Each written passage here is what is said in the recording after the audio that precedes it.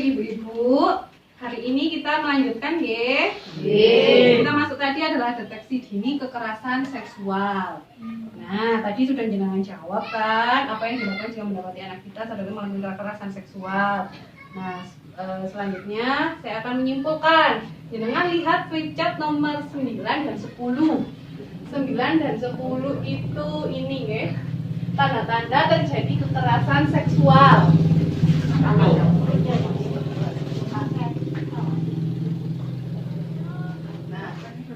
Tanda-tanda kekerasan seksual. Satu, dilihat dari gerakan tak wajar dulu, Bu. Ini kekerasan terhadap anak, nggih. Coba dilihat ini. Semoga tidak ada yang seperti ini, nggih.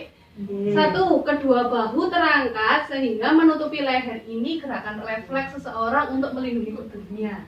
Jadi bahunya anaknya kemarin kupu ya udah pas pegel ini duduk perkara dari kekerasan seksual, bukan. Tanda-tandanya ini ya, misalnya kedua bahu terangkat. Nah, anaknya geleng ini orang kira-kira di rumah ya. Selanjutnya adalah kepala tertunduk ke dalam. Ini lubung terdalam itu nggih. Terus yang ketiga lutut bertekuk ke dalam. Koyok lah misalnya di sinetron niku wong galau-galau ngono lho. Nggih. Nah, ini terus wajah pusat pasi. Wajahnya pucat dan pasi dan ada lain-lainnya. Nah, terus tanda-tanda terjadi kekerasan seksual. Ini tadi dari gerakan ya. Jadi kita juga bisa mengidentifikasi dari gejala fisik. Gejala fisik itu adalah yang dilihat di badannya. Satu, sakit jika memakai celana dalam dan mengeluh kesulitan atau kesakitan saat buang air besar dan buang air kecil. Itu adalah salah satu tanda fisik kalau anak mengalami kekerasan seksual. Setelah itu cedera pada buah dada, bokong, perut bagian bawah, paha, sekitar alat kelamin dan dubur. Jadi di arah vitalnya, daerah vitalnya, mulai dari dada, terus bokongnya, duburnya, itu ada cedera di bagian-bagian sensitif itu. Setelah itu memar di bagian tubuh atau gigi cedera atau tanggal saat pelaku menyergap dan memaksa korban merapat di dinding dan korban melawan. Jadi ada memar di bagian tubuh. Contohnya misalnya giginya ya. Giginya cedera, gosong-gosong bu memar di tubuh. Kok mari sama jatoli tapi beda nih. Terus selanjutnya rasa panas dan nyeri di area genital dan terasa sakit jika disentuh. Yang saya sudah bilang tadi di genital, di daerah sensitif anak jenengan. Terus habis itu cara jalan yang biasanya bisa tegak dan itu tidak wajar. Jadi jenengan harus perhatikan itu, Bu. Yang selanjutnya adalah ditemukan bekas bercak darah di pakaian dalamnya.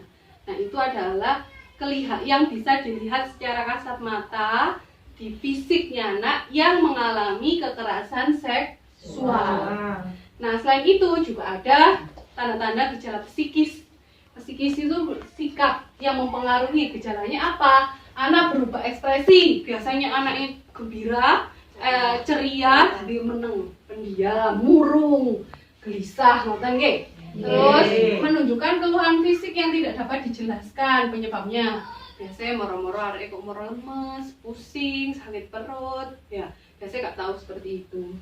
Atau masalah makan, nafsu makannya menurun, kayak gitu. Terus sulit tidur dan mimpi buruk diikuti mengigau. Karena si anak terlalu mikir dengan kegiatan dengan kekerasan seksual itu kan membuat trauma katanya Bu Ida tadi ya. Nah itu sehingga dia sampai tidur pun mengigau. Selanjutnya sulit konsentrasi dan sulit belajar sehingga tidak mampu menyelesaikan tugasnya.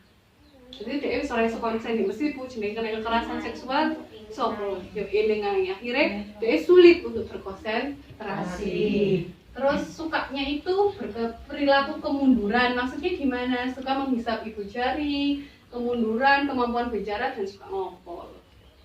Nah, ternyata ngompol juga adalah salah satu tanda atau gejala psikis.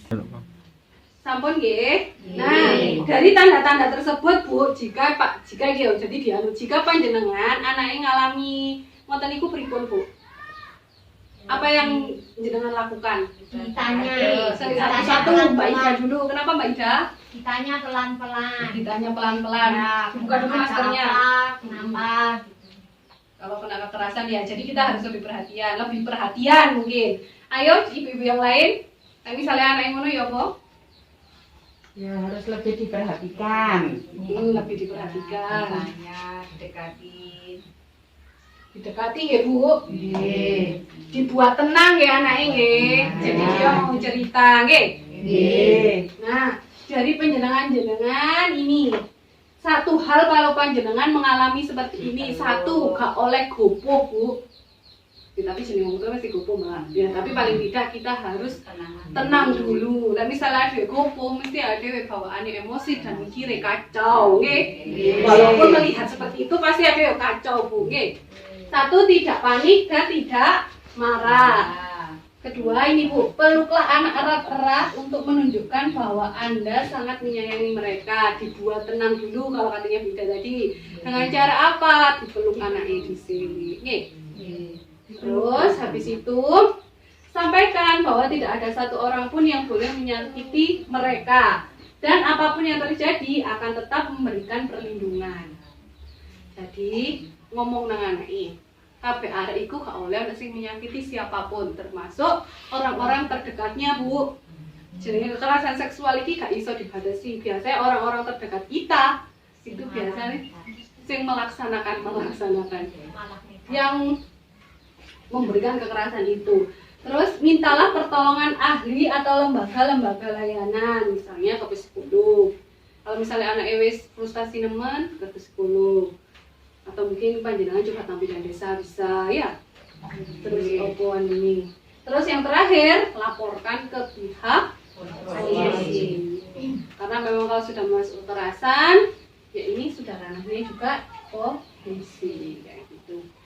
Nah ibu-ibu, setelah ini sudah paham ya bagaimana kita harus bersikap kalau anak kita mengalami kekerasan seksual. Dan semoga saya berharap di sini tidak ada yang mengalami kekerasan seksual.